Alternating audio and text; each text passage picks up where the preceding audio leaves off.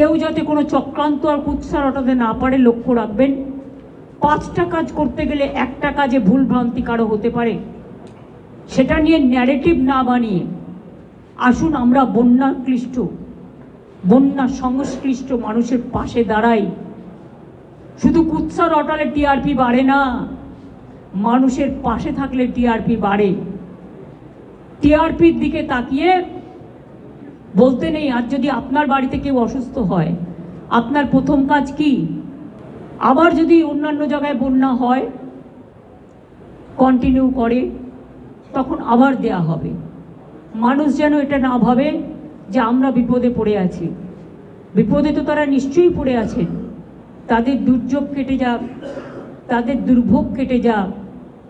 মায়ের কাছে আমরা এটাই প্রার্থনা করি। সব মানুষ, আমি সব ধর্ম বর্ণ সম্প্রদায় সবাইকে বলবো, নিজে একখানা রুটি খেলে আধখানা ভাগ করে দিন, কেউ যেন বঞ্চিত না হয়, এদিকে আমাদের নজরটা রাখতে হবে। আমি এমএলএরও বলেছি, এমএলএদের যে কোটার টাকা আছে তাই দিয়ে তারা রাস্তাগুলো গ্রামীণ যতটা পারবেন করুন। আমি এমপিদের কাছেও রিকোয়েস্ট করব, আমাদের এমপি যারা, তাদের টাকা দিয়েও তারা রাস্তাগুলো করুন, বিশেষ করে গ্রামীণ রাস্তাগুলো করুন। বাড়ির ব্যাপারটা একই লিস্টে যদি দুটো নাম থাকে, একজন পায় আর একজন না পায়, প্রবলেম হয়ে যায়। সেই জন্য ওটা আমরা একসাথে ডিসেম্বর মাসে করব, কারণ সার্ভে করতে আমাদের 1 মাস টাইম লাগবে। তার মধ্যে পুজো এবং ভোটার লিস্টের কাজ শুরু হয়ে গেছে, সেই জন্য সবটাই করতে হবে। আর আপনাদের প্রেসকে আমি বলবো অনেক ধন্যবাদ সহযোগিতা করবার জন্য। আপনাদেরও দায়বদ্ধতা আছে, দায়িত্ব আছে। এখন কেউ যাতে কোনো চক্রান্ত আর কুৎসা রটাতে না পারে লক্ষ্য রাখবেন। 5টা কাজ করতে গেলে একটা কাজে ভুল ভ্রান্তি কারো হতে পারে, সেটা নিয়ে ন্যারেটিভ না বানিয়ে আসুন আমরা বন্যাক্লিষ্ট, বন্যা সংশ্লিষ্ট মানুষের পাশে দাঁড়াই। শুধু কুৎসা রটালে টিআরপি বাড়ে না, মানুষের পাশে থাকলে টিআরপি বাড়ে। টিআরপির দিকে তাকিয়ে বলতে নেই, আর যদি আপনার বাড়িতে কেউ অসুস্থ হয় আপনার প্রথম কাজ কি? টাকা সঞ্চয় করা না টাকাটা দিয়ে তার ট্রিটমেন্টটা করা? আমাদের স্বাস্থ্যসাথী কার্ড আছে, আমি হাসপাতালগুলোতে সাপে কাটার ওষুধ বেশি করে রাখতে বলেছি, এমনকি সুস্বাস্থ্য কেন্দ্রগুলোতেও ইমিডিয়েট পাঠাতে বলেছি, ওটা হাতের সামনে পায়। 2 হচ্ছে ভাইরালের মেডিসিন, হেলথ সেক্রেটারি ছিল। 3 হচ্ছে সর্দি কাশির মেডিসিন।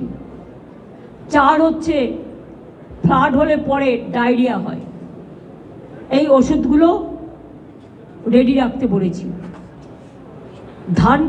ধান কেনাকাটা যেটা হচ্ছে, কোনো রকম যেন গাফিলতি না হয়। যেখানে ধান এখনো পড়ে আছে, ধান কল মালিকদের সাথে কথা বলে দরকার হলে সেই ধানগুলো চাষির থেকে কিনে নেওয়া হোক। আর যে ধানগুলো নষ্ট হয়েছে, যে শস্যগুলো নষ্ট হয়েছে, আমরা তাকে অন্যভাবে কাজে লাগাবো।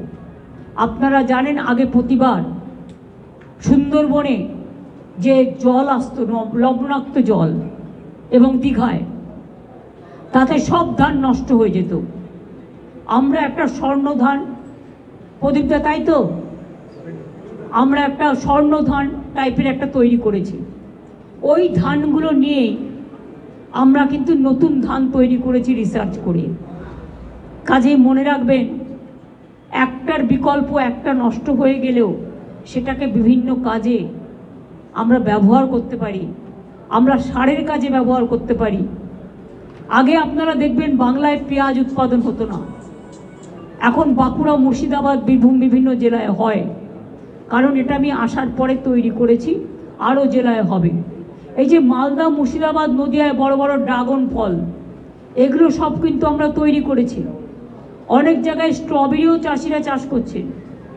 তাছাড়াও মনে রাখবেন, আগে ইলিশ মাছ আমাদের এখানে হতো না, কিন্তু আমরা আসার পর 2013 সালে ডায়মন্ড হারবারে একটা ইলিশ মাছের রিসার্চ সেন্টার তৈরি করে আজ কিন্তু আমাদের কোলাঘাট বলুন, ডায়মন্ড হারবার বলুন, অন্যান্য কাকদ্বীপ বলুন, নামখানা বলুন, দীঘা বলুন, প্রচুর ইলিশ মাছ হয়। তার কারণ একটাই, এগুলো করা হচ্ছে। ডিমও আমরা সবটাই আনতাম প্রায় হায়দ্রাবাদ থেকে। আমরা এই বছর ডিসেম্বরের মধ্যে ডিমে সেলফ সাফিসিয়েন্ট হয়ে যাব। মাছটা বাকি আছে, তার কারণ একটা মাছ বড় হতে 2 বছর লাগে। প্রায় 700 ফার্মে মাছ তৈরির কাজও চলছে। জল ধরো পুকুর কাটি, মনে রাখবেন অনেকটা জল কিন্তু 5 লক্ষের ওপর পুকুর কেটেছি আমরা, তাতে অনেকটা জল কিন্তু ভরেছে। তা নাহলে আরও বন্যা হতো, আরও ভাসত। তারপরে আমরা একটা লোয়ার দামোদর বেসিন প্রকল্প আমরা একটা করছি, তাতে অনেক জায়গা বেঁচে গেছে। এখনো যেটুকু কাজ বাকি আছে করে ফেলতে হবে, 3 বছর হয়ে গেছে। আমরা ঘাটাল মাস্টার প্ল্যানের কাজ 400 কোটি টাকা অলরেডি দেওয়া হয়েছে বিভিন্ন কাজে, এবং ডিপিআর তৈরি করা হচ্ছে। 3 বছর টাইম লাগবে টোটাল কাজটা করতে, কারণ এগুলো খুব সিরিয়াস কাজ। তার মধ্যে 6 মাস চলে যায় বর্ষায়। বর্ষাকালে কিছু করলে কনস্ট্রাকশনের কাজ, জলে টাকাটা চলে যায়। এটা দীর্ঘদিন সেন্ট্রাল গভর্নমেন্টের কাছে পড়ে আছে, আজ পর্যন্ত ওরা করেনি। এটা আমরা করব। তাছাড়াও অনেক জায়গায় বাঁধ ভেঙেছে। মালদার ভুতনি চকে অলরেডি ব্রিজের ডিপিআর তৈরি হয়ে গেছে, কাজ চলছিল। এই বৃষ্টিতে হয়তো একটু ধাক্কা খাবে।